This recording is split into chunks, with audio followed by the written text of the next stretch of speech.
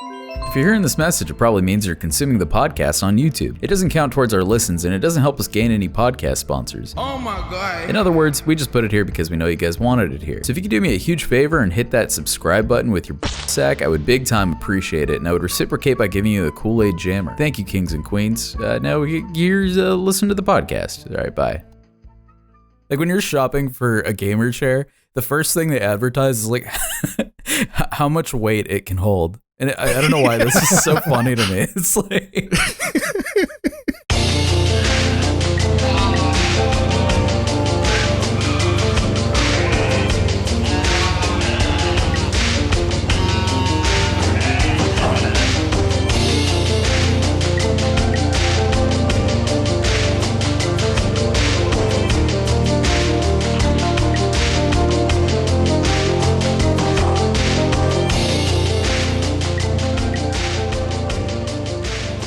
Look at us. Here we are. I was trying to do something, some kind of a cool monologue to start, but I'm not gonna. Melodysheep, go and start the podcast for us, my man. Just open it up. You do the intro. Me do the intro, huh? Yeah. Mm-hmm. What's up, people? My name is Melodysheep. I'm a YouTuber, filmmaker, musician, VFX artist, and I'm just here to drop by and say hi and chat about my work and see what you guys are up to. Awesome. Hello, and welcome to the podcast. This is the first podcast, Godfathers of the Medium, the one and only, the first ever. And I'm here with my co-host, Doplex. Doplex. Hey. Say hello. Hey, how's it going? How you doing? How's it going, buddy? I'm surviving.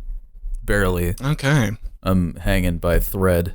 Every day is a painful reminder of our current placement in the universe because the obvious reasons. I don't know what I'm saying. You're just kind of like vague, dark. I don't know what's going on here at all. I don't know, man. My brain is, you know those flarp things, those like slime things in the cups that you like stick your fingers in and it makes fart noises. That's my brain. The Zark Flappy Sheep. Or what is it? Flarp. Oh, okay. So before we get started, I just want to say that I've been using office chairs for all of my life, and today I actually got a gaming chair for gamers. Dude, me too. Really? Yeah. Wait, today? Well, not like last week. I got a gamer chair, and it was yeah. It's so obviously it's like kind of cringe to say I got a gamer chair, but like honestly, it's kind of fucking tits, right? Because it was great. I swore. No, it's true. Like I noticed like my gamer stats have gone up by like 270% ever since I started using it. Like right. I game hard now. I game long and I game hard, and I just like I can't recommend them enough. They're great. They really are. They're just like they're a normal office chair, but with colors. They're really cool. And cushions. I highly recommend a gamer chair. For all the gamers in the audience. If you're a true gamer, please pick up a gamer chair and tell them we sent you. Yeah. Melodysheep, you are here with us today to talk about gamer chairs. Yeah, Sure. apparently. I was like, what's the difference, man? Is it really just the colors? Like, well, it's a little the cushions? Bit, it's kind of aerodynamic, I guess I would describe it. Like, you know, it's got a lot of, you feel the G's when you wear it. I don't know. What do you think, Doplex? You feel the indescribable need to punch holes in your walls. Yeah. and chug copious amounts of Rockstar Energy. Yeah, I was going to say the Rockstar Energy drink has like a dispenser on the side, so you can just grab one. It's really great. Is it like Idiocracy where they got the toilet right in the seat where you just don't have to move? And it is like that. That's true. That'd be the one useful feature I can imagine in a gamer chair. Yeah. Either that or like I don't know, better ass rest, which is the number one need for a chair, right? Yeah. Because they don't make gamer chairs in small, obviously, because they're targeted to gamers. But yeah, it is funny though. Before we hop off this topic, it is funny though when you're looking, like when you're shopping for a gamer chair, the first thing they advertise is like how much weight it can hold. And I don't know why this is so funny to me. It's like I mean, it's probably useful for people. Yeah. They're trying to pick out the best totally. gamer chair. Yeah. Right. All right. Let's not talk about gamer chairs for the whole episode. Let's get into our guest material though, Amir. All right. Yeah, let's do that. Okay, so I think the first thing we probably want to talk about is well, you know what? Honestly, Family Guy. there's just so much stuff that you've done that it's like I don't even know where to start, because unlike some of the other creators we've had on who kind of had their YouTube careers pop off maybe in like the last year or so, maybe they've been doing this for 6 months, 3 years, but your history on the platform goes way back. Yeah, man. Back to almost the OG days of YouTube, back I think in 2009. Yep, that's when I started. Yeah, so you have just like this amazing, just so much content to your name, and a lot of it for people who aren't familiar, and I highly recommend you guys go watch it if you haven't, Yes. is based on the concept of kind of mashing science together with music. And can you kind of like describe the typical Melodysheep video for our listeners? Yeah, so basically, like my early YouTube career, if you want to call it that, was mainly based around like remixes. I always thought of myself as a musician, not a video guy. But I got into YouTube as like a hobby, and I saw the Gregory brothers were putting out Auto-Tune the News like spring 2009, and I was obsessed. I was like, this shit is hilarious. It's amazing. There's never been anything like this. And I realized like I had the skills to do it. So I was like, why not just try and fuck around and see like what happens? I mean, I wasn't expecting any kind of traction, but just to have fun. And that was like 2009. So YouTube was way different back then. It was like small. You could like, just put something out there and it would like gain visibility, even just because there was hardly anybody on the platform still. It was just so tight knit. And I mean, I was lucky enough to drop my Carl Sagan remix, and I figured I'd get like 50 views or something, and like after a week it started to take off, and I think it had 1 million before the end of the month, and it was just like totally mind-blowing. I had no idea, but I decided to run with that idea because it was so popular, and it was just like not only popular, but it was fun to do. Like it was just super rad to dig into these crazy ideas, pull out the samples, and just start throwing them into these different mixes I've been working on. And yeah, it was just like a natural thing that happened. And, luckily I had the time and the resources to devote to it, just doing side work on the side and, pouring time into this channel. And, it's been a weird like roller coaster ride. Just I kind of treat my channel as just whatever I want to be putting out. So over the years, I've just kind of, changed my style different times and evolved into this kind of documentary style work that I'm doing now. But yeah, I mean, it's been an awesome journey, and I think only YouTube can offer that. It's like you could just do whatever the fuck you want, and no one's gonna people judge you, but you don't have to care. You can just go for it, man. Yeah. And that's the beauty of it. Yeah, I love that you can just ignore the comments entirely. Like if someone's criticizing you, you can just be like, well, I'm not even going to address this. Yeah, that's the best way to go about it, man. I'm not going to base my content around this comment. Yeah. Yeah, I find it helps to like imagine the commenter before you like get broken up about it. It's like, this is probably just some like 13-year-old kid who wrote this, like doesn't know shit. I mean, even if it's not, it's like, well, that's going to help me overcome the kind of ego blow that you get from these kind of comments. But you can't let that shit like hang over you. Yeah, that kind of comes with the territory. It's been kind of interesting. I would say that over time with the podcast, in the beginning, I tended to find the comments and critiques that I would experience from it a lot more useful than I do today. It's been an interesting transition because like at first I was like, oh, this is very helpful, what you guys are telling me. Like, oh, this worked, this didn't, this made me laugh, this was maybe went on too long or something.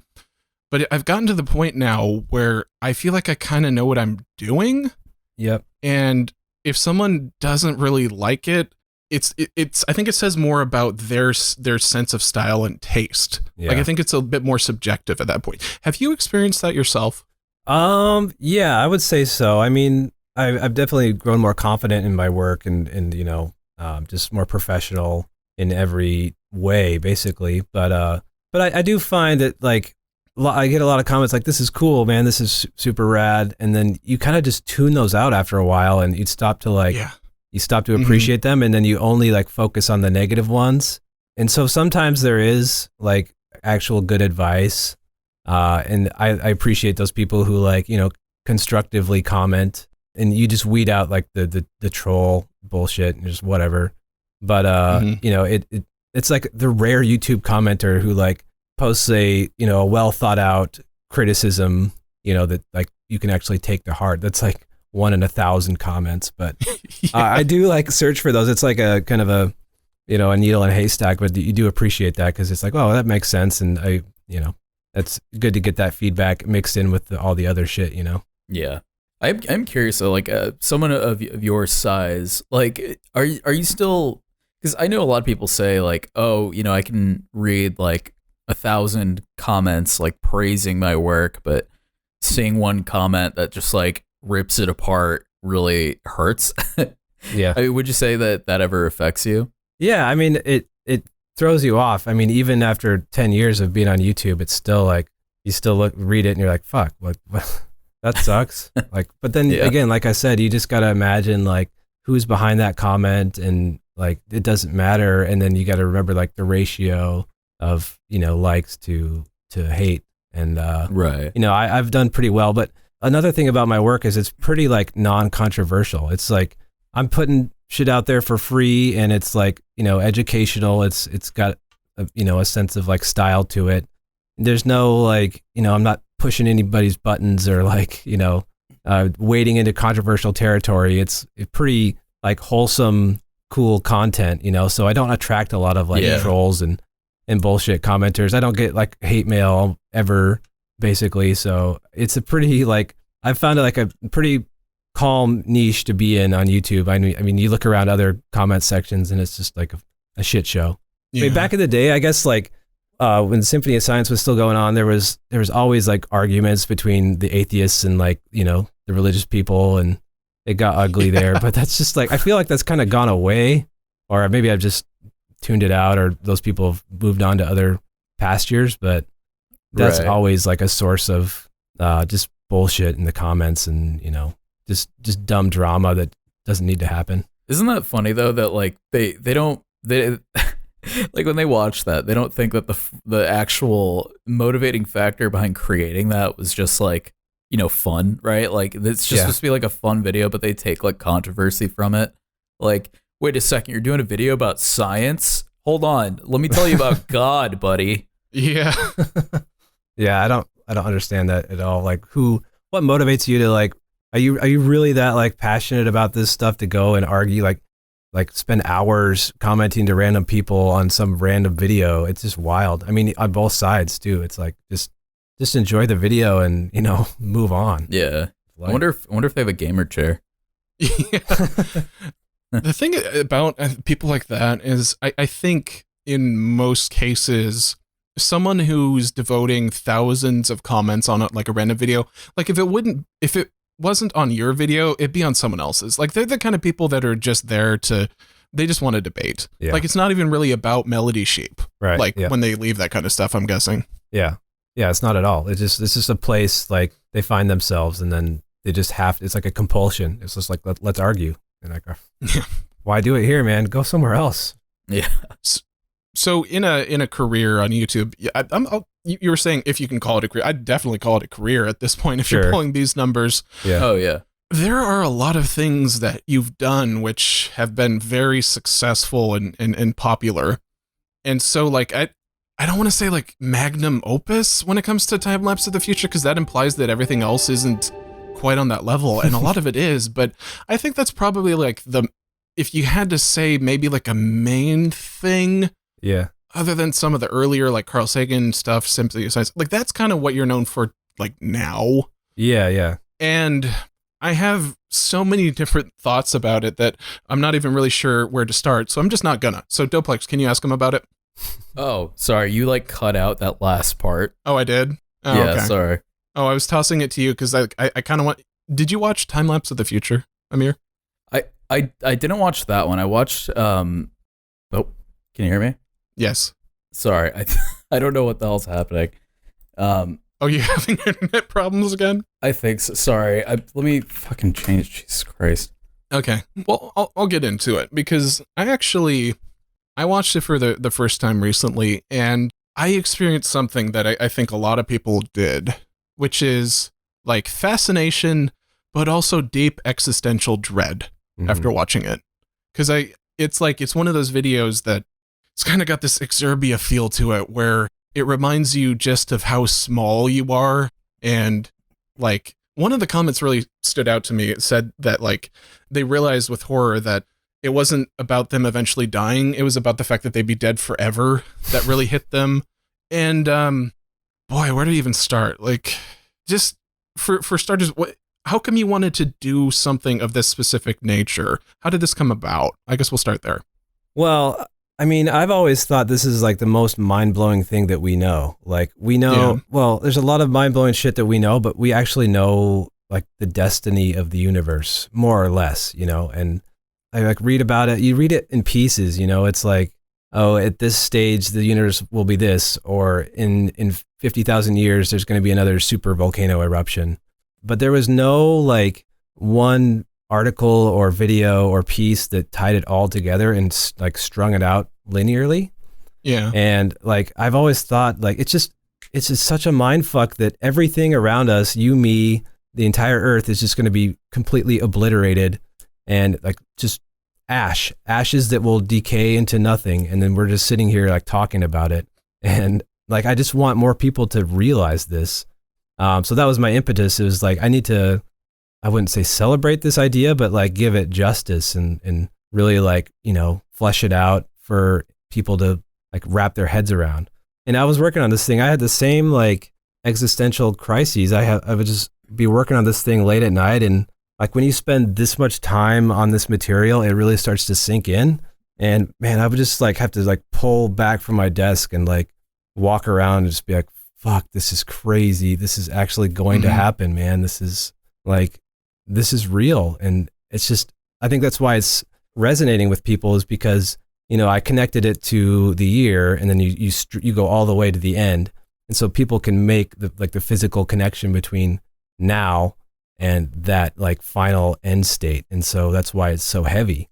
It's because you're not just saying, oh, in 100 billion years, the galaxies will start to fade.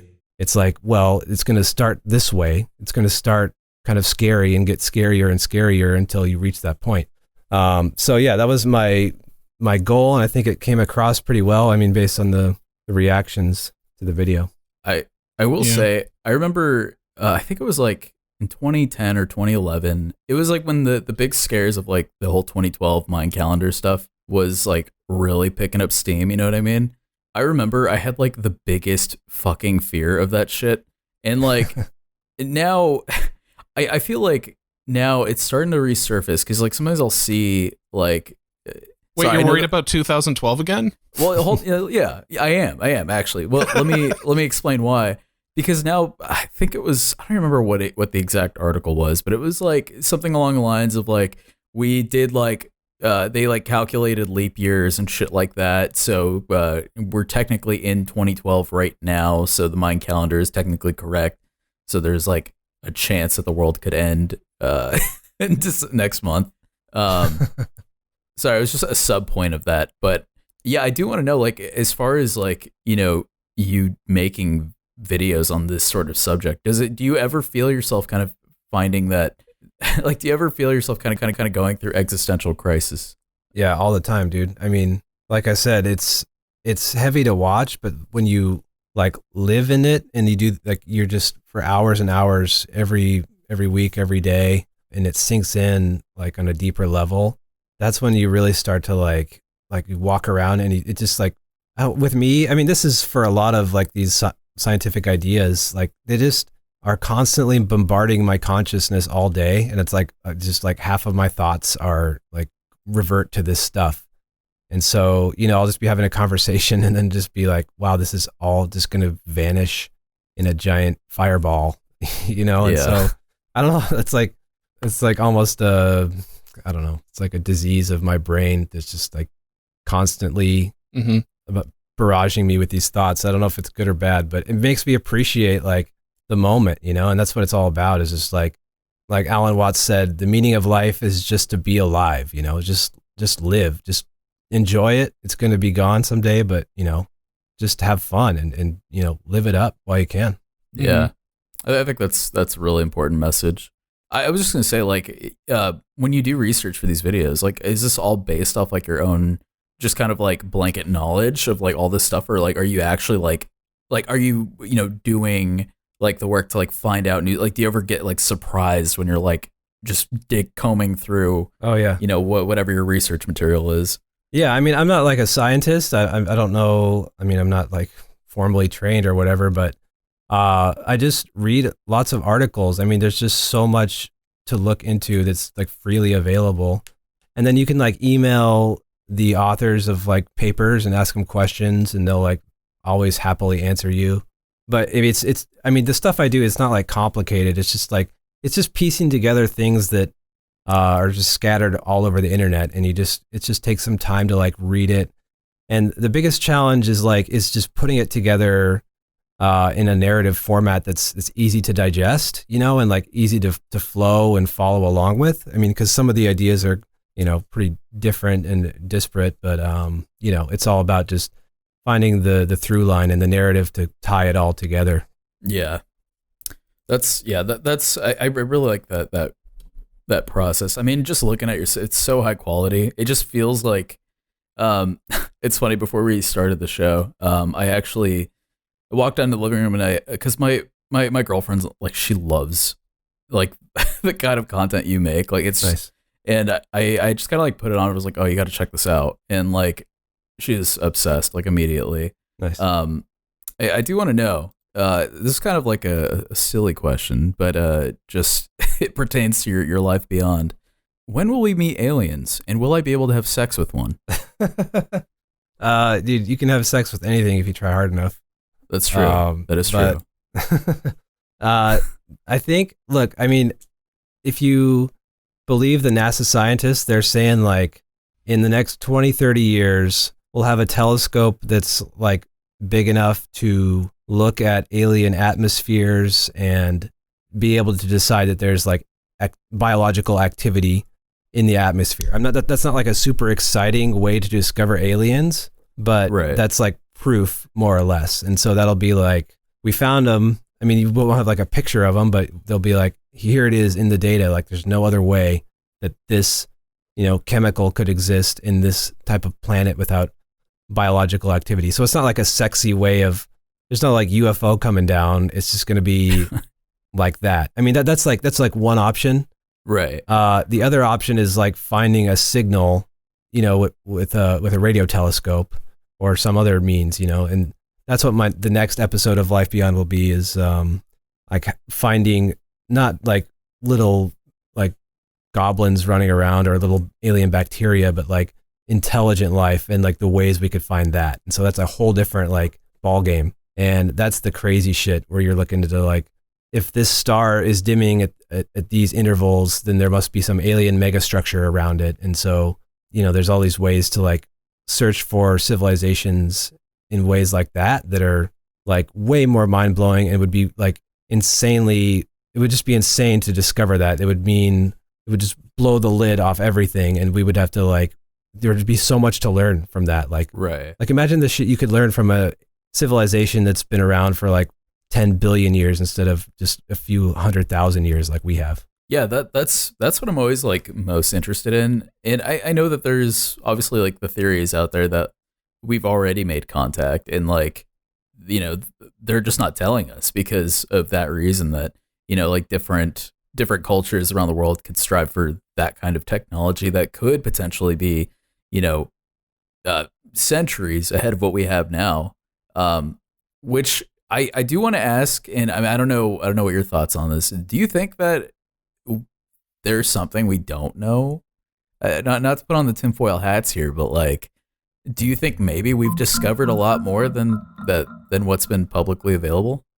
I don't think so, man. I think it'd be too hard to keep under wraps, and I think like whatever it would be too important not to share. I mean, there's like kind of two parts to that. It's like, right.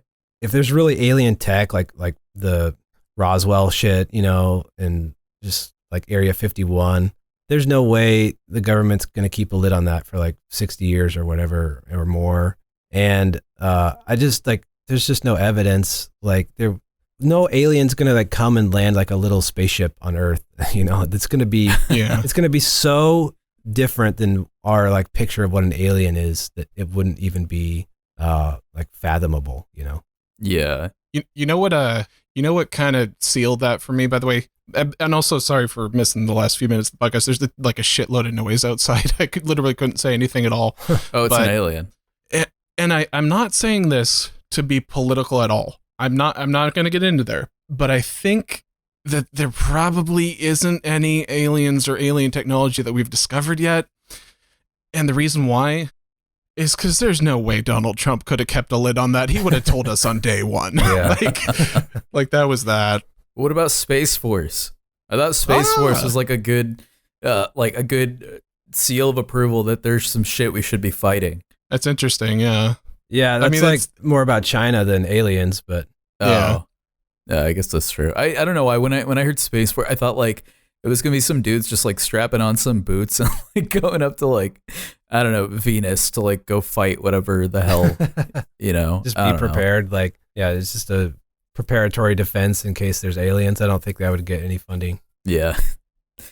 And yet it feels like we should have that on some level, like just in case. Well, I feel like, look, if they come here, like we're fucked automatically. There's no way that like we would be on par. Like the idea you'd be remotely equal in terms of your tech if they're like flying here from who knows where, like we'd be fucked. There's no possible way.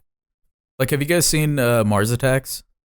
I have not. Oh man, that's like 20 years ago. Yeah. Oh geez. Well, like that is like, it's more so framed as like a comedy, right? But like I feel like the underlying message here is just that exactly, is like if aliens were to just like drop on Earth, like we'd all be fucked, like completely, because it's like they have these like insane weapons that can just like turn us into dust. I mean, great, it's a piece of fiction, but I mean, you never know. It's pretty. If that was a thing, that would be more than likely possible for us to just not have any chance if alien life was hostile. I mean, that's the difficulty in like finding civilizations, even like us, is like, look, we're not going to be pumping out radio signals forever. It's going to be a little window, of maybe a couple thousand years or maybe more, but like you have to be super lucky to find a signal because, there could have been some badass, intergalactic civilization that existed 3 billion years ago and broadcasted for 1 billion years and then died off. And we would never know. So it's just like, you have to be listening at the right time. And that's like the biggest challenge is just like getting lucky and finding a signal when there's probably these civilizations like us all over the universe, but their signals don't reach us and then they die off or they're not the right time, or maybe most of them are coming in like the next 50 billion years. The universe is just getting started. So like we could be the first. I mean, there's so many different variables, and it's just like, when you look at the numbers, it's like, how are we ever going to find anything? But at the same time, like they've crunched the numbers, and there was one guy who went on Joe Rogan and talked about this, and he was like the chance that we are the only intelligent civilization is like 1 in a quadrillion. He's like, there have to be other ones out there. Yeah. Just given how many galaxies there are, and that's insane. That's mind blowing to me. But we also like, there's equally rare chance of finding them just because of how distant they could be in time and space.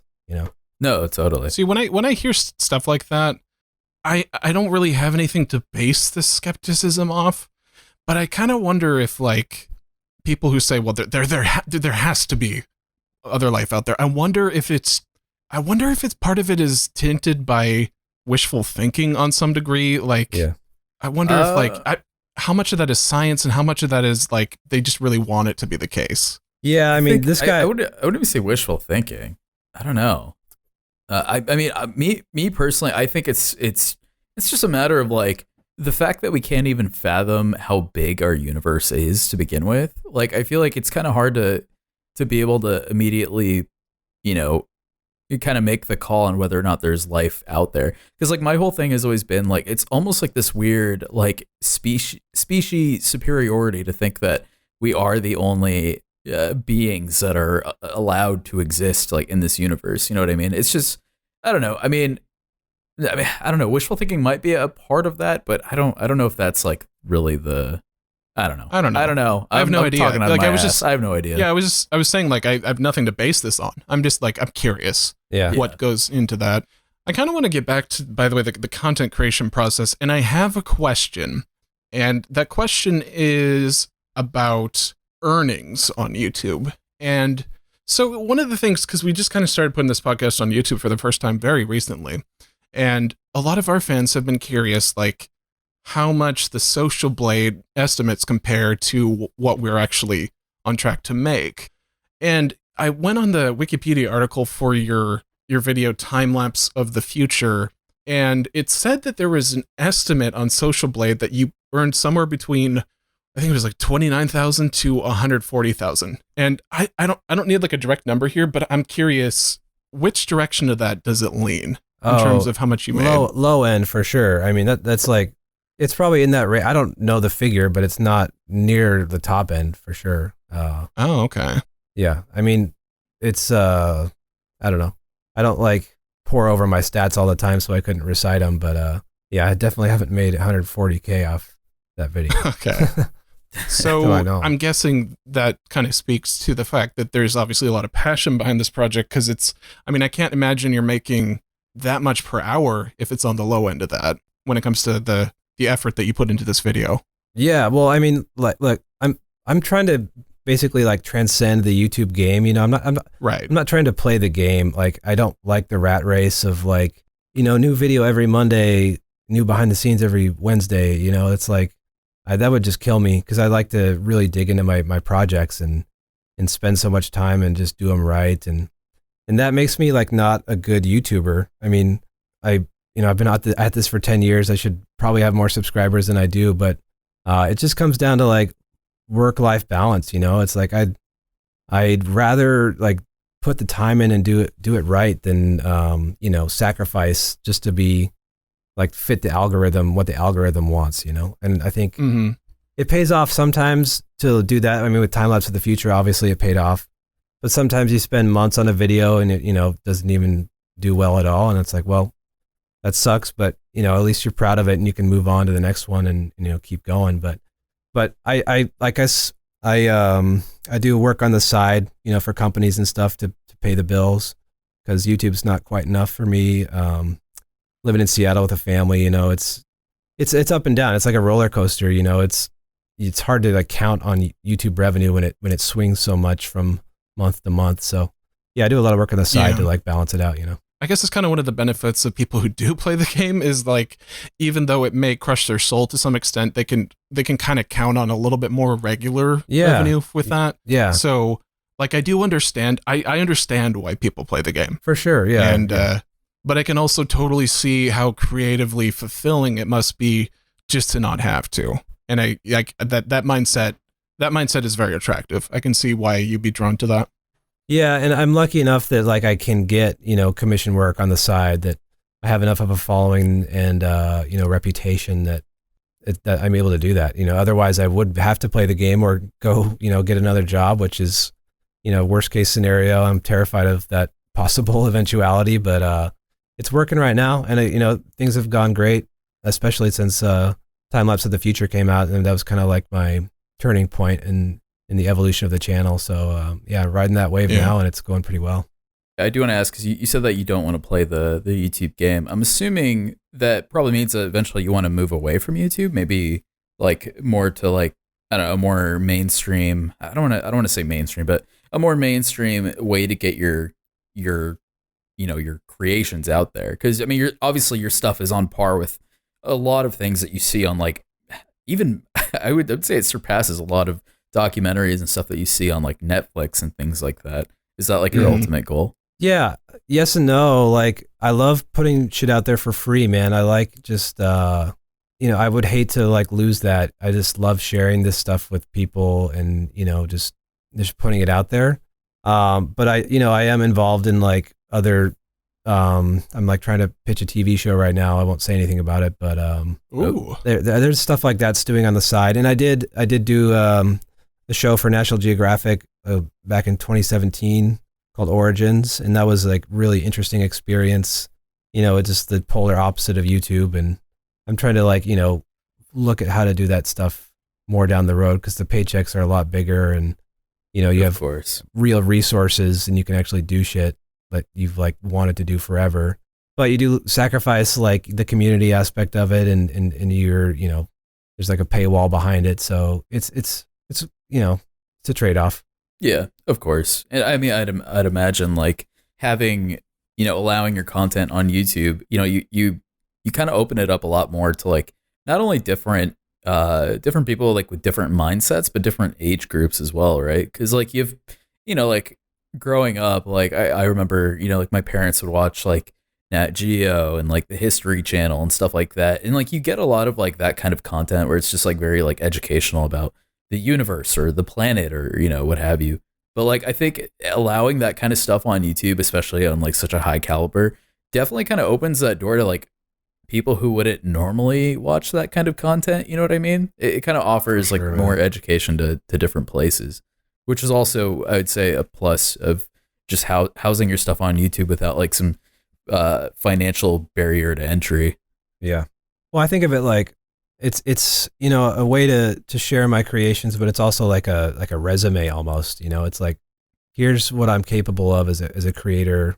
Hire me, because I have to do work on the side, and I like doing work on the side too. But you're just broadcasting like your identity as a creator, and that's why it's kind of sacred to me. Like each video is a little bit sacred. I don't like just put shit out just to hit a release schedule. I'm very cautious about my what I put out there. Right. Yeah, totally. And I mean, I think that shows in your level of quality, if anything. Yeah, thanks, man. I think we should also talk about something which is very, very unusual, which is that gamer chairs. For most gamer chairs, YouTubers have I would say, rather notoriously short shelf life in most cases. Like you look to even some of the successful channels, like they'll either usually fall off after a certain amount of time and they'll lose relevancy, or they'll just kind of stop after 2 to 3 years. Even 5 years is pretty rare. Your channel is an exception to that. What do you think has motivated people to stick with you this long? That's an interesting question. Thank you.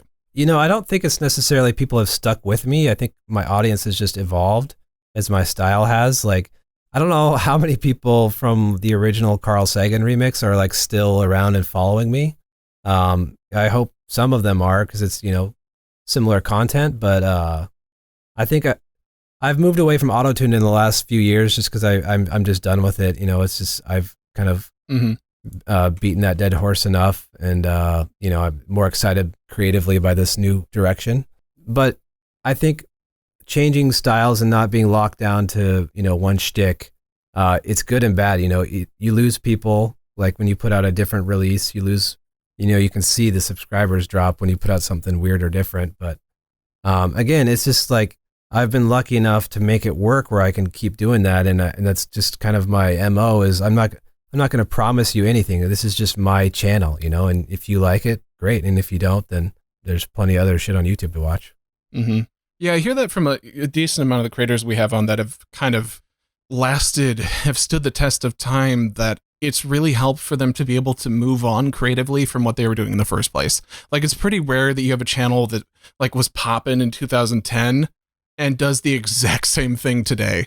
It happens, but it's pretty rare. Yeah. I mean, people can do it. Yeah, for sure. I mean, there's lots of creators like that out there, but that just sounds like, you just get stuck, and that doesn't sound like creatively fulfilling, and it goes back to like, living in the moment and just enjoying life as best you can. It's like, well, that's not something I want to do, is like get locked into a shtick like that. Or at least maybe I haven't found the shtick that I would like to get locked into, but I like to. I'm just going at my own pace, and and I will as far as I can push that, and that's it's working so far, and Maybe one day the end will come and I'll have to get a real job, but it's going okay right now, man. Yeah. I will say, I think the way you go about it is the right way to go about it. Because one thing I've learned just from like my own tenure on YouTube and like, not only that, but just like having friends who are like creators and stuff and just like seeing things, from the outside looking in. I noticed that creators who blow up like really fast, they tend to like go out just as quick as they came in. You know what I mean? Whereas like a lot of creators that are more of like a slow burn, or if they've just been around for so goddamn long and they've like constantly like, changed like what it is they're making, they always like, they just stick around, like people like Jack's Films comes to mind, where that dude has been on YouTube for so fucking long, making relatively the same kind of stuff, but like changing things up here and there. But he's like had that slow burn, and now he's just like this just constant on YouTube that will just like never go anywhere. Yeah, that's cool. Did you have a point there, Duplex, or just? Oh yeah, I mean, yeah, no, my point was just that I think if you like, I guess I should preface it with like, like that organic growth, right? Because I know earlier you said that where you're at now, you think you should have more subscribers. I think you're on a perfect pace, my man. Yeah, I don't mean to sound like arrogant about that. I'm just like, oh no, you see channels pop up and like in like 6 months they've got 1 million subs and you're like, wow, that's awesome. But and then you've been at it for 10 years. You're like, where did I do wrong? But I mean that's just like pointless to question that stuff. And I'm actually super happy with the level of success I've had for sure. Yeah, I think that's kind of a trap. I think because we've talked about this on the podcast recently, which is that it's not quite the same situation, but it is something that I've had to deal with, which is that we just released this podcast on audio formats, just on the major podcast platforms for basically the first 2 years of the show.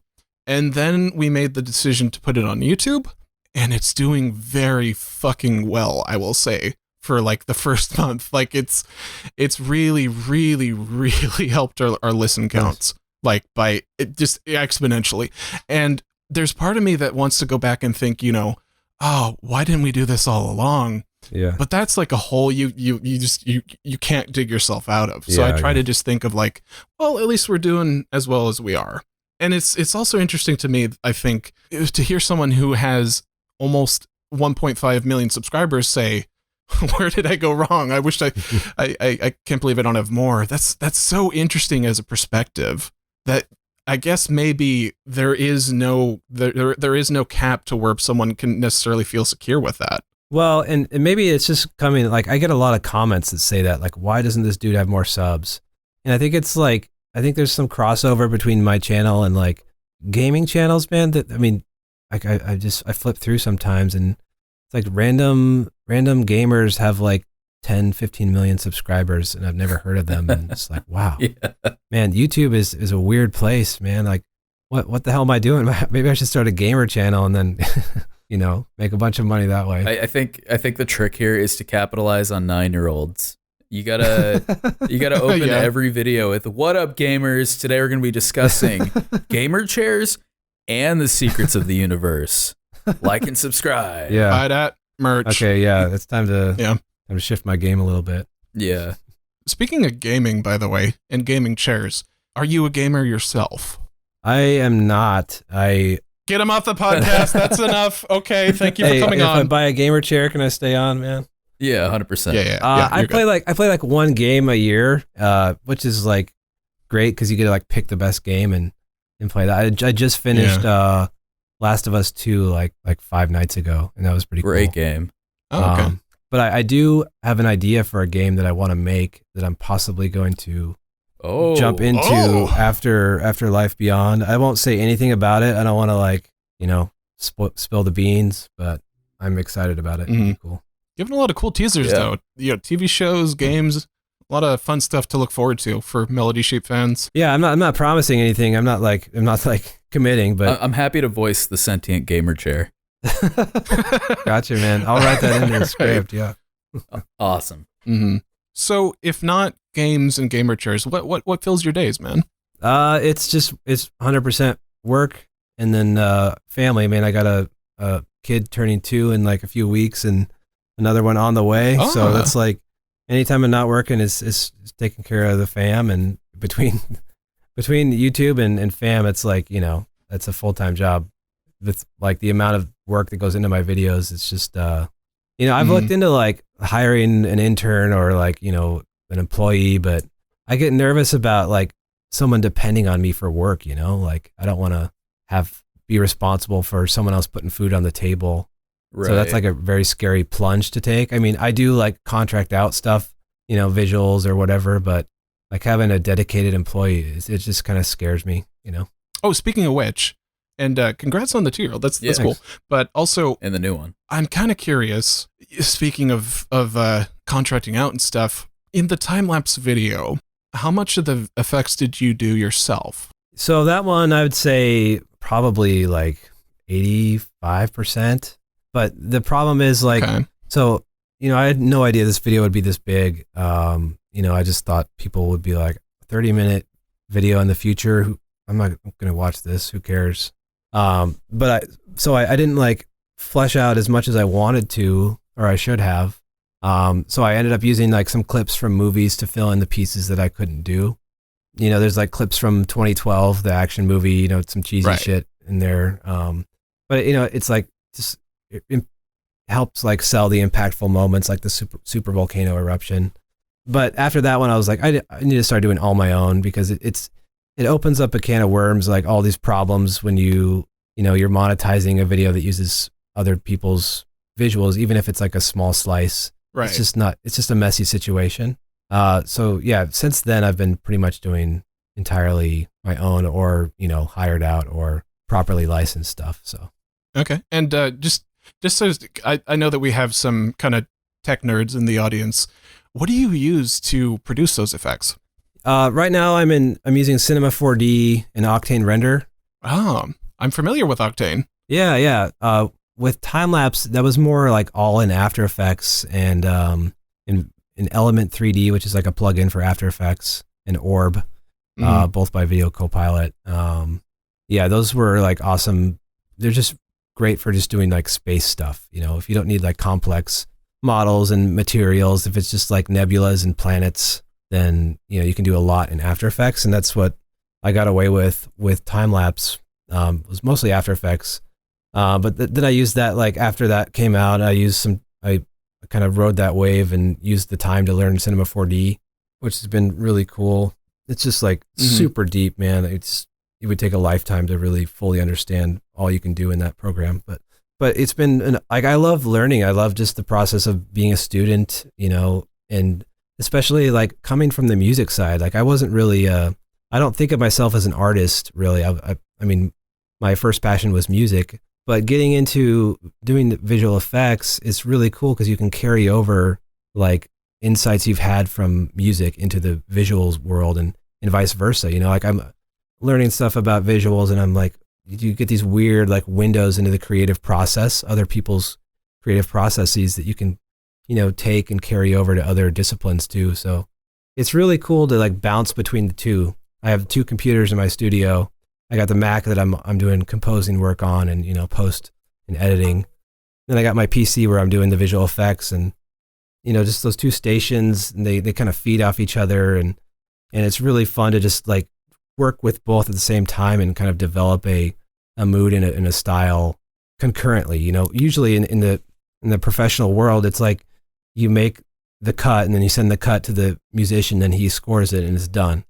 But with my process, it's like it's all mixed in. It's all interplaying with itself, and so that's why I think my stuff is unique a little bit in terms of, at least on YouTube anyway. Yeah, it's just a little bit unique. Yeah, you got just a bit of an edge on the other channels. I'm curious, as just like a super nerdy question here. What do you like about Octane Render? Why do you use that? No, like I have not used any of the other ones. Like I've never used Redshift. I never used Arnold or any of those. Okay. It was just the one like I saw that there was a lot of tutorials for online. That was basically my impetus for choosing Octane. It was just like there's a lot of like creators doing this, and a lot of like, generous creators that upload long tutorials of how they do their work, and it's like immensely valuable. just to watch someone else at work and go for it. And it's also like, I think what attracted me was you can just pay $20 a month. It's like a license, subscription model. It's just cheap. You don't want to like plunk down $500 for Redshift when you're not sure if you're even going to be good at visual effects, But now it's just the one I'm stuck with. I'm fast at it, so I'll need some time to like break away and learn a new one if the need arises, Speaking of fast, I hear it is basically like the fastest I've heard that too. The unbiased renderers. The one issue I have with it is like it's very glitchy. I get a lot of crashes and rendering like volumes like clouds. Mm-hmm. It's always a pain and it's like very slow. Like some of the scenes in Life Beyond 2 where it's like very volume heavy. Some of those scenes, there was like flying through the clouds of a brown dwarf, and there's like some plankton in the clouds that are like flashing. That shit, each frame took, I think, 25 minutes of like, it was like a 15-second video or 15-second clip. Yeah. So this shit took me like my computer like 6 days to render it. And that sucks. I mean, even with like the fastest renderer in the game, I just had the one PC. So it's like, you got to be very careful and like plot out when you're going to render and like make sure you have enough time to hit, a vague release date that you want to kind of stick to. But it's a weird, like I come from music, everything's instant, you just lay it down and play it back and then you get instant feedback. It's a whole different game with the VFX stuff because you got to like, render overnight. And if something broke, you got to redo the whole thing. And it's, a lot of waiting, a lot of like experimenting, a lot of shit can go wrong, especially when you're new like me and I don't like know all the tricks, but it's fun. Like it's just super fun to bring worlds to life like that, man. And just like, it's like every kid's dream, dude. I actually and this is going to sound super dorky, but I consider just dicking around with renders to be like an actual hobby of mine. Yeah. I love to just like render 3D shit. It's so much fun. I'm never going to do anything with it professionally, but it's like a joy in life to see something come to life with all the like the lights and stuff, the ray tracing. It's so cool. Yeah, man. I mean, are you in Blender or what do you use? I have Blender, I have Dev Studio, I have a couple other programs. I just dick around with them. Like I'm not doing anything serious, but yeah, I just like to make stuff. It's fun. Amen, man. Okay, so just to kind of shift topics a little bit here, and Doplex, feel free to cut in if I'm talking too long, if you have anything you want to get to. I do have a topic I would like to discuss after you're done. Oh, okay. Well, yeah, we'll let's do a Doplex topic because that was kind of mine for a little while. Oh, okay. Let's see. What are your thoughts on the current progress of artificial intelligence? I had to say that like. Can you add like a robotic filter when I say that? Sure. Thanks. That's a tough one, dude. I'm like, part of me thinks that it's going to totally reorganize society and going to be like a paradigm shift. Part of me thinks like it's just going to be in the background and we'll just be, doing our regular shit for the next 50 years. Yeah. I just like don't know. It's like such a black box to me. I think in the creative scene, it's going to be a game changer, like guaranteed, just because you can kind of see around the corner and see what's coming. The shit that like me, like I'm just one guy with one computer and I can kick out this like 30 minute plus documentary on alien life that's like pretty professional. And I'm just leveraging the tools that are available now. And you look forward like 15 years. I mean, it's going to be nuts. You're going to be able to just tell an AI to generate, something you describe with your voice. And it's going to like give you options and you'll be able to say, okay, stick it in a room that looks like this. You'll throw it pictures. It'll come up with like new designs for you. You'll say, compose a track like this Hans Zimmer track that I like. It'll just do that for you. I mean, you can almost do that now with these new AI like plugins for Ableton. You'll feed it like a Beethoven sonata and then it'll just like keep going. Like it'll continue the sonata. I've seen videos like that. That stuff is crazy. Yeah, it's gnarly. And so if you extrapolate where that's going, then anybody will be able to generate like professional work. And it's going to have to like, what the artists are doing is going to have to shift and become like something else on top of that layer of possibility. Yeah. And that's like, I don't know what that's going to mean or where that's going to go, but it's fascinating, Totally. I mean, people in the 90s would look at us and be like, holy shit, you can do that like by yourself? Like what the fuck? That's crazy. And we're going to say the same thing. And the 90s weren't that long ago. Right. Yeah. I mean, we were kids, or I was a kid anyway. Yeah. I do want to ask. Duplex, the 90s were kind of a while ago at this point. Well, I know. I more so mean in the grand scheme of things, right? Because like in the 90s, like, we had like fucking hit clips and I don't know, those little weird mushy things that you stick your finger in and it's a little sexually suggestive.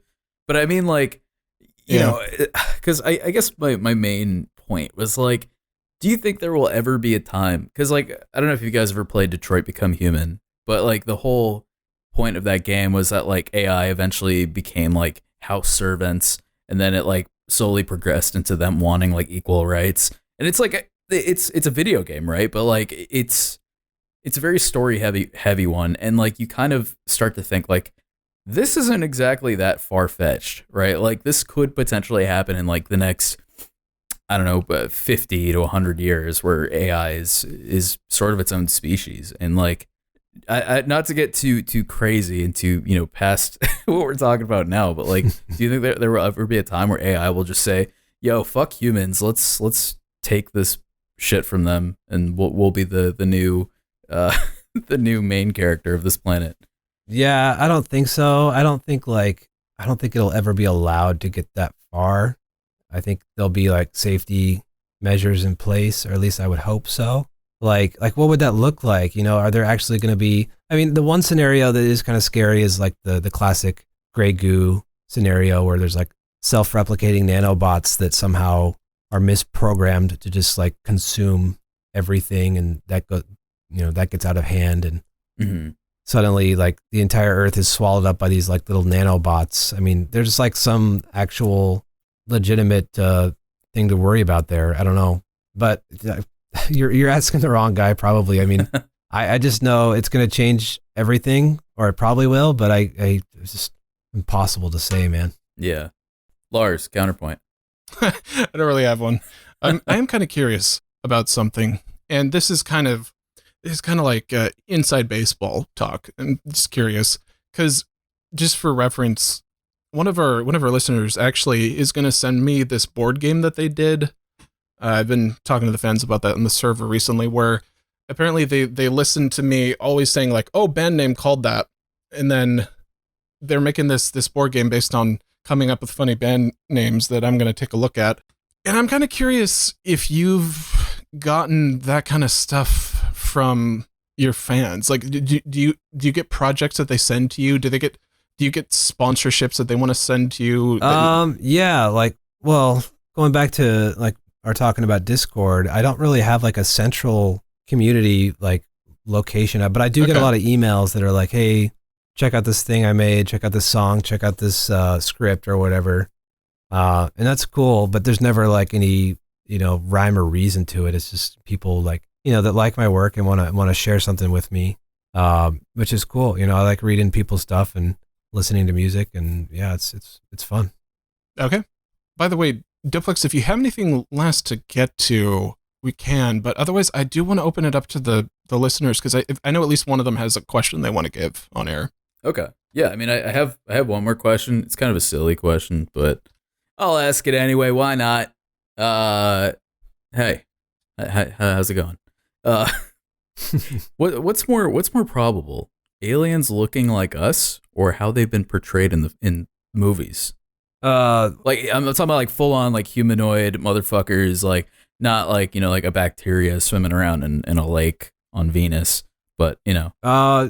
Man, that's a toughie too. I'd say the odds of anything looking like us are like almost zero, but then it goes back to there's a shitload of planets out there, so I mean, I'm sure there's some, but on the whole, I mean, like think about like what we come from. We come from a 4 billion year like string of catastrophes and crazy events that have produced us. It's impossible to recreate that chain of events.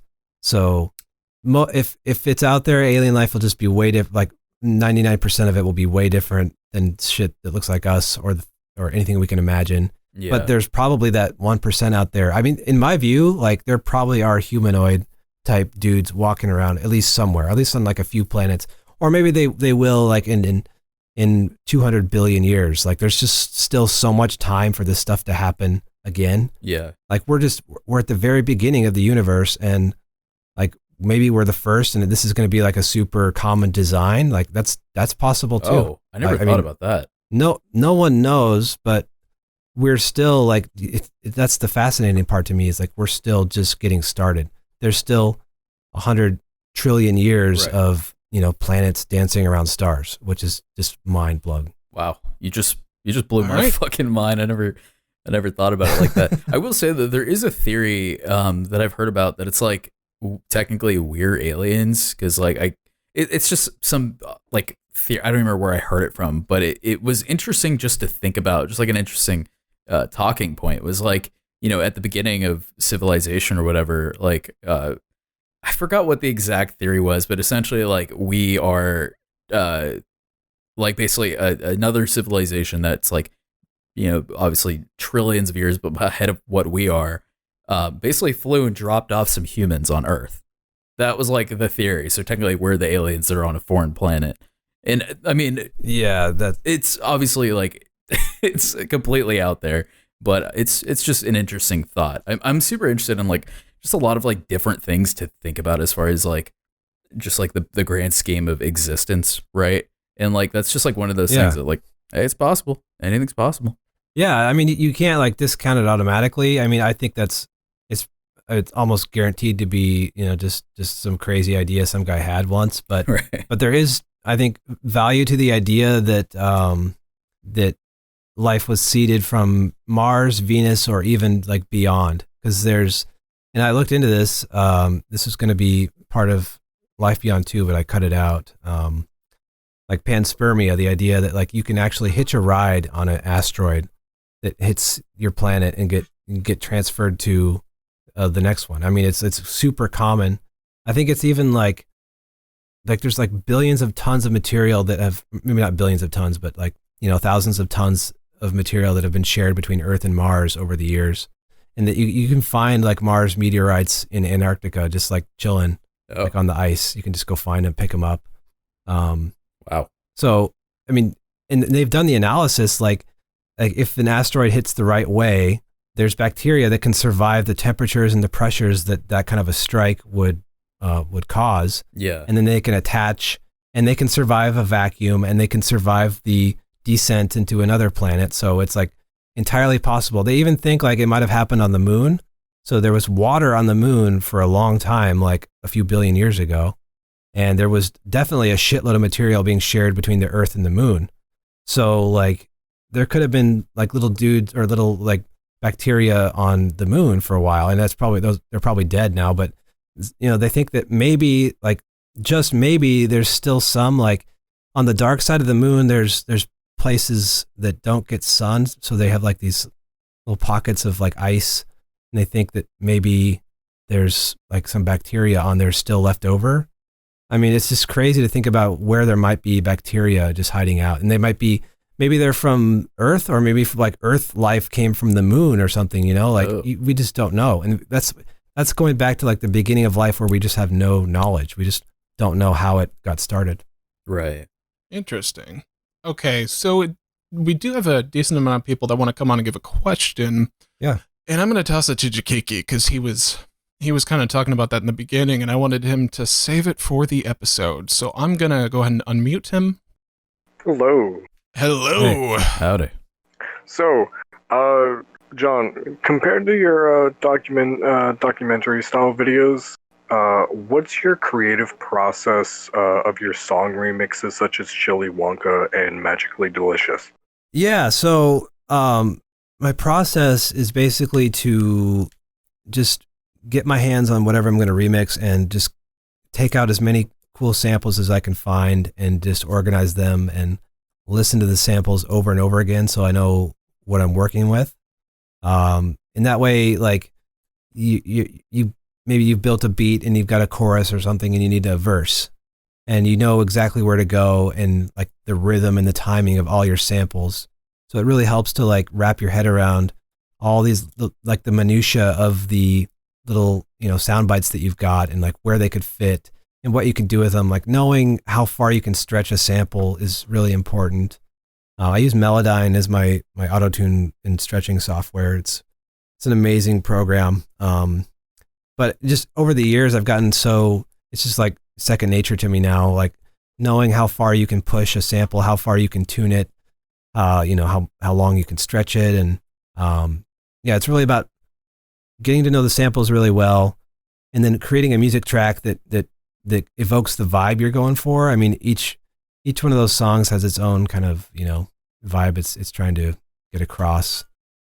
So it's also a matter of matching the vibe to the vibe of the samples. I mean, you can go crazy and make, something goofy out of something sad, but I'm less towards the comedy side of like remixing and more towards like the just make a groove and dig into it, I really like the visuals on Chili Wonka.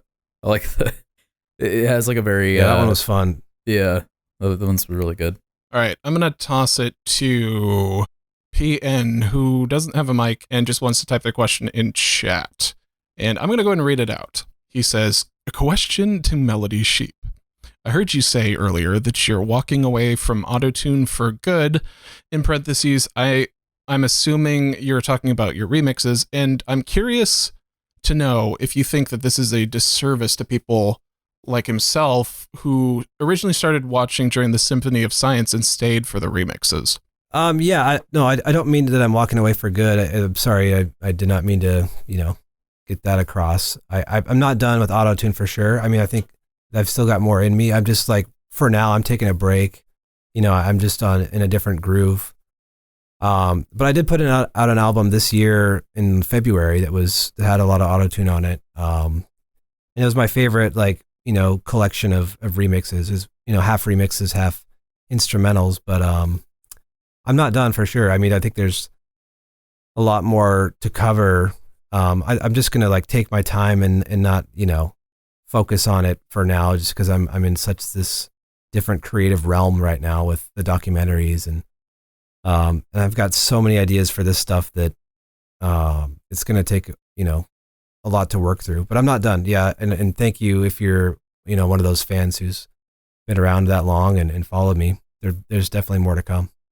Awesome. Yeah, that's an interesting little kind of side note, by the way, because that is kind of maybe the downside, I guess, for staying flexible with your content evolving over time, is that there are people who, like PN, came on specifically for the remixes and may end up falling off of the content if that's where you tend to evolve away from. So there's like on the one end, it's good to evolve with your content, but on the other end, there will be some collateral damage in the process. So that's an interesting phenomenon. Yeah. No, I'm definitely cognizant of that. I think about it a lot. I try to be transparent. I mean, I'm not really active on social media at all or very much, but right.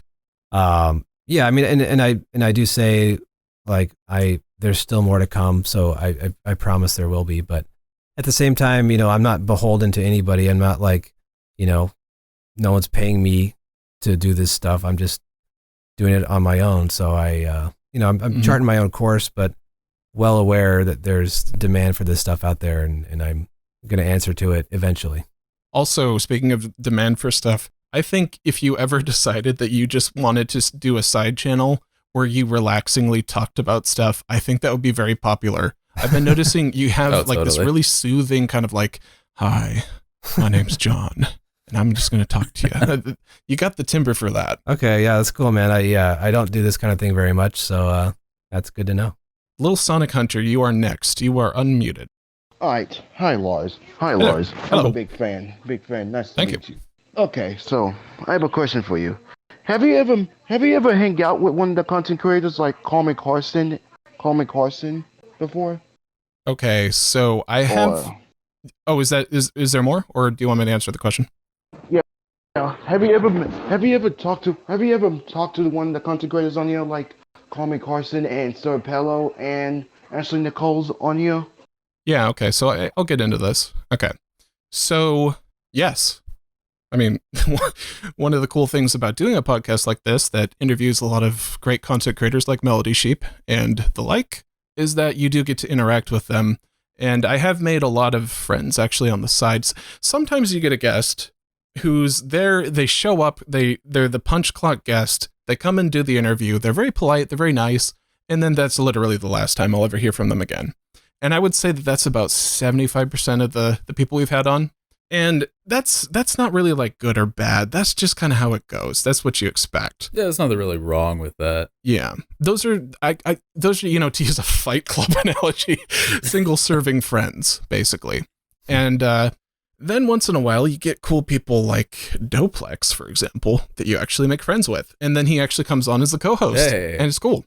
In terms of meeting up with creators, yes, I've done that. Although I will say that has substantially decreased since COVID, because I mean you just can't anymore. Like you kind of can, yeah, but I just like if you get tested and stuff, but I don't really trust anyone right now, so I'm not really doing that at the moment. But yeah, there's a lot of people that I want to go get a beer with after the coronavirus pandemic is over. Yeah. So hopefully that was a good answer to your question. I haven't met Call Me Carson in person. There was this thing where we were potentially going to get him into Disneyland, and it just kind of fell through. So, yeah. Ryan in the chat has a question. I'm going to send it to you, and then that's going to be that. Go ahead, Ryan. Oh, hello? Hello. Okay, hello. So, especially with the stuff like your recent VFX stuff and journey, time-lapse to the end of time or whatever, that stuff is always super high quality. So, do you ever feel like it's really hard to push that boundary of more, like trying to top yourself each and every upload? Yeah, for sure, man. It's always like nerve-wracking, especially when something's like gets big, it's like, well, how am I going to top this? And, it's always so exhausting. Like the final stretch of putting out a video like that is it's a grind, and you got to tighten everything up and make sure it's perfect. And then, the first thing you think of after it gets released is like, man, now I got to do another one of those, and how am I going to do it? But I trust in the process, the creative process, and I trust in my own taste. So I think that's the most important thing, is just to not question it, and just go along for the ride, and just be creative, and not like double think everything and say, are they going to like this? Is my audience going to think this is cool? You just have to stick to your own creative instincts. And I think that's the thing that's served me best over the years, is just, trying to tune out making content for other people. You're making it for yourself. It's just like, if I stick to that principle, then I know at the end of the process, I'm going to have something that I'm proud of. I mean, maybe it won't be viral or whatever, but it's, it's a piece I can be proud of, and, release and move on to the next one without, questioning if I sold my soul or if I did enough. So yeah, that's basically it. All right. Nice. I'm seeing if anyone has like a really quick last one to ask. Otherwise, we'll go ahead and start to ramp things down. Oh, okay. Here's one from Emerald Soul. I was going to ask something similar to that, so it's so funny that they type that. Yeah. He asks, if you discovered an alien fruit, what would you name it? I'd call it the Attenborough, man. David Attenborough. Oh. It's a hero of mine. Hell yeah. And you really want to eat him. Okay. I think that's going to do it. I feel like we just barely scratched the surface of everything we could talk about here, but I am trying to keep it relatively timely here. I just want to say, by the way, this is an episode that's been in the works for quite a while. I know that our agent contacted you several months ago, and I'm just really happy that it finally came together. So thank you so much, John, for coming on. I really appreciated it. Yeah, thank you. Yeah, it was a lot of fun. Man. Yeah, it was a joy. And if you guys ever want to talk again, let me know.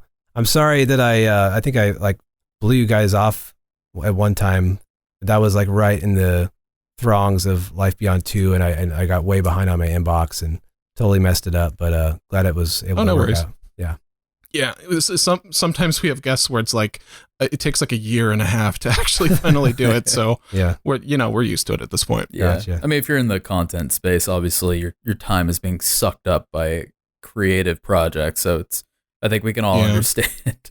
Yeah, I have I have people who like I still need to get back to from like a month ago that I consider like a recent conversation. Like it takes time once you get into it. Yeah. So, John, if people wanted to check out your stuff, what's the best way to do that?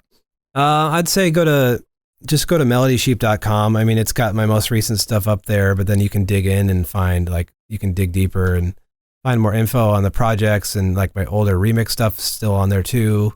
If you want to like dig into the deep cuts, go to youtube.com/melodysheep. There's, like we were talking, there's stuff going back 10 years now, and I'm not excited to share that stuff with you because it's so old, but I mean, I've been putting shit out for a long time and plenty to dig through. So yeah. Cool. Awesome. Well, we did it. Doplex. Yes. Lars from Norway. If people have made it this far and they've enjoyed the content, they can do something to help us. And what is that? They can. You can. So if you like this, if you're craving more, if you want something else to sink your teeth into, well, have I got just the thing for you? Hold on, I'm searching my pockets. Oh, there it is. Patreon.com/T1 podcast. You can support us. You can get bonus episodes. You can get episodes earlier. I can't possibly think of anything better than that. Can you, Lars? No, not really. I feel like bonus episodes of the show are really where it's at for the big fans who want something a little bit more. Also, if you're here for the first time, we went ahead and put this at the beginning of the video if you're coming in on YouTube. But if you're a YouTube listener right now, the best thing you can do to help us is to subscribe. If this podcast was interesting to you, just hit the subscribe button. You can always change your mind later. Hit the bell if you want to find out when the episodes are coming out right at the minute of release. Ooh. A lot of you guys have been joining on the YouTube. We've really enjoyed kind of going into that content battleground, that Thunderdome. It's been a lot of fun. So go ahead and subscribe today. Doplex, there's been something that has been disturbingly missing from this episode, and that's music. Would you be able to bless us with song? Sure, why not? Let me set up here. Okay. All right. Give me a topic. Okay. John, give him a topic. Asteroids. You got it. The song is called Asteroids, but it's stylized like ASS-Troids. So here we go. Oh no! Look up in the sky. It's an asteroid.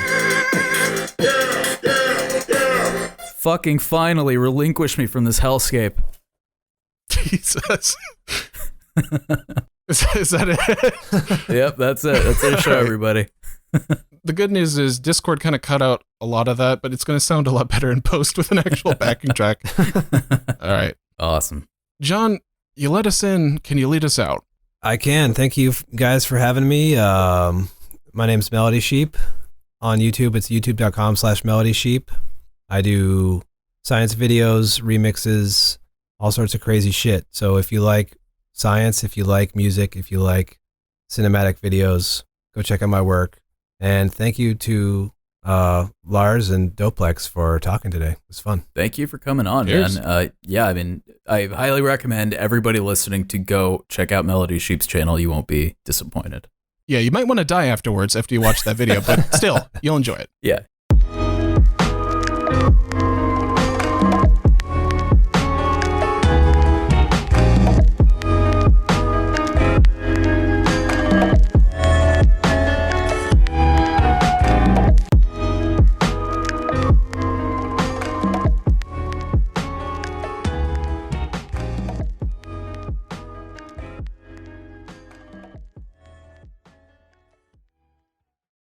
Play your song, Melodysheep, to aid the little one's nourishment.